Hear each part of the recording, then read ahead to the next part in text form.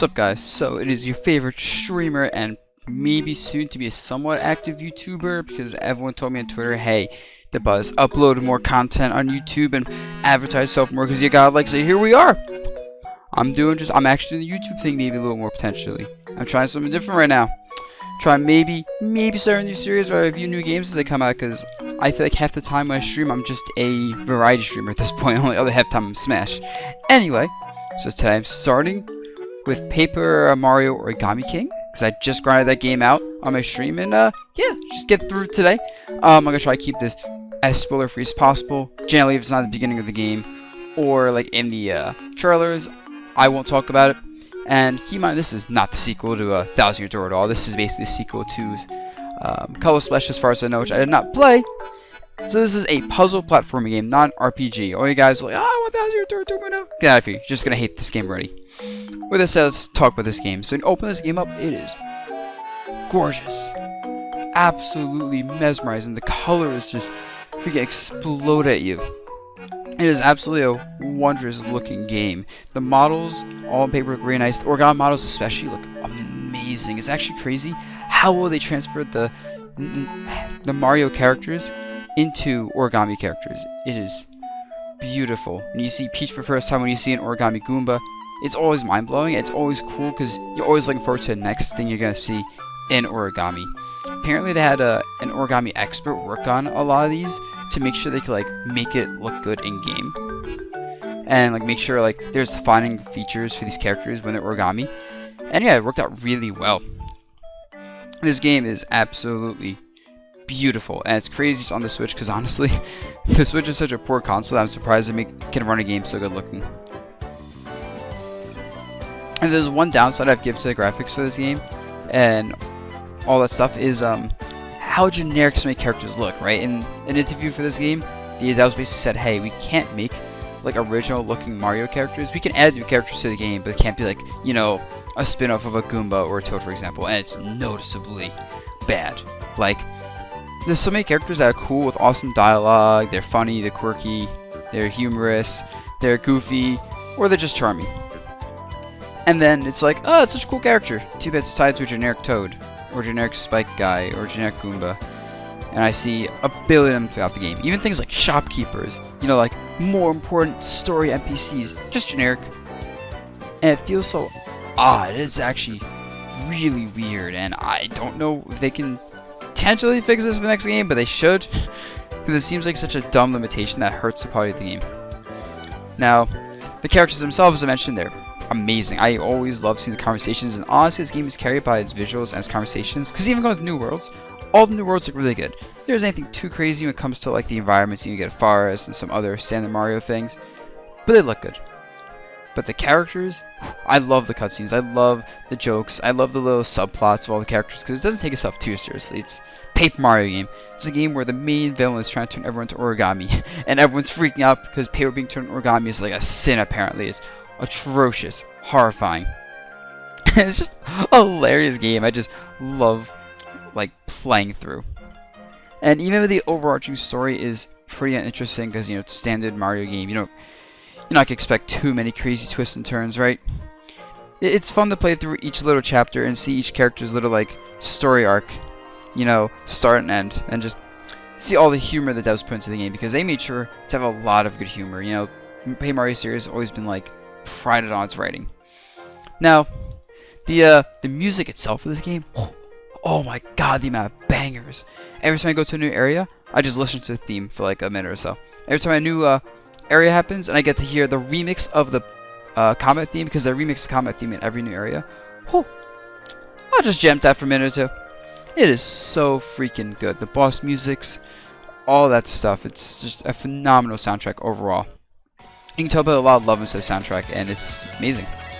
And then the only gripe I have with the sounds of this game is we're in 2020 and Nintendo is yet to voice act its characters and its big games. Like, I get it, okay, Mario doesn't talk in his games, whatever. He says Yahoo and other things.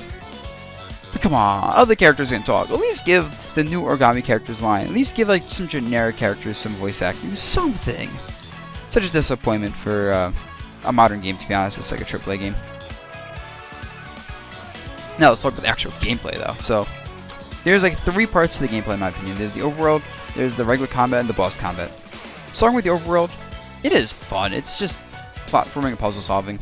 There's a lot of exploration, a lot of just trying to find things, solve things, you know. Look behind here, see this secret path. This might be a hidden block. This seems like a suspicious place. Let me just hammer it. Oh, look, there's a toad. There's an item. Oh, look, this is a cool set piece where I have to platform really fast and avoid these things and do this and that. Oh, cool, it's a charming, short, simple puzzle that's surprisingly not easy to solve. There's a lot of creativity in the game. It's just like a playground. There's lots of different playgrounds. And honestly, I don't have any negatives to say besides the fact that as quick as this game introduces new platforming segments and ideas, new puzzle ideas, they get thrown away. Every single dungeon you're going to see like 3 or 4 of like, not even that much. You get like a couple new puzzles generally. You're like, oh, this is cool. I can't wait to see this puzzle used more throughout other dungeons. Maybe some different twists in the other dungeons. You never see it again. And there's so much potential. Like the sliding block puzzle in this game. Spoilers, a sliding block puzzle. What a surprise. They did something cool with it that I've never seen in another game before. And I thought that was like awesome. I was expecting to see more of it, and they just didn't.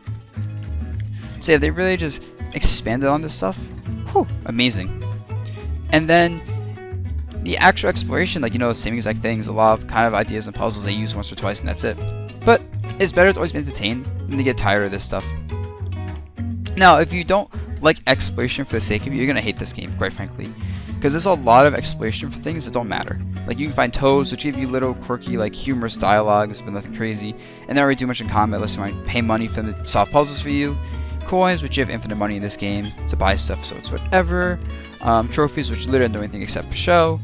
Items, which, you know, items are cheap in this game, but getting like free items like boots and hammers, pretty nice. And yes, there is a durability system in this game, but you always have your default boots and hammer, so you can always damage things. It's just items give you like more powerful attacks that can break, or one-use items.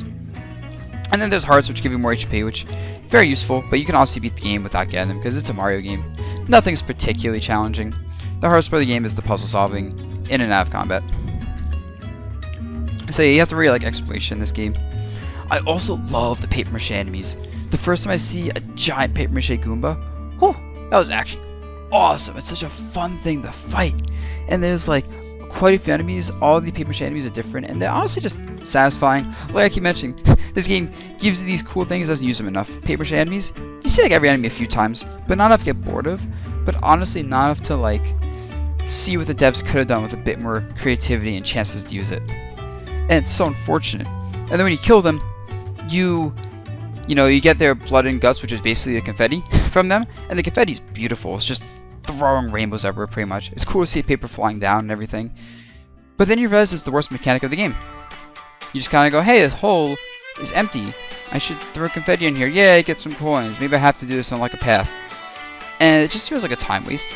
Because then if you run out of confetti, you have to get more from trees and enemies, which was very rare. I actually had to do that. But it still just feels like a waste of time to go around throwing confetti in holes. And I wish I did something with it. The other issue I have with Overworld, and honestly combat as well, is partners. You get them and they're awesome characters. I love them. They're all so charming in their own ways. And they don't do anything in combat. They like maybe attack, and that's it. No new abilities, nothing, doesn't change the game at all.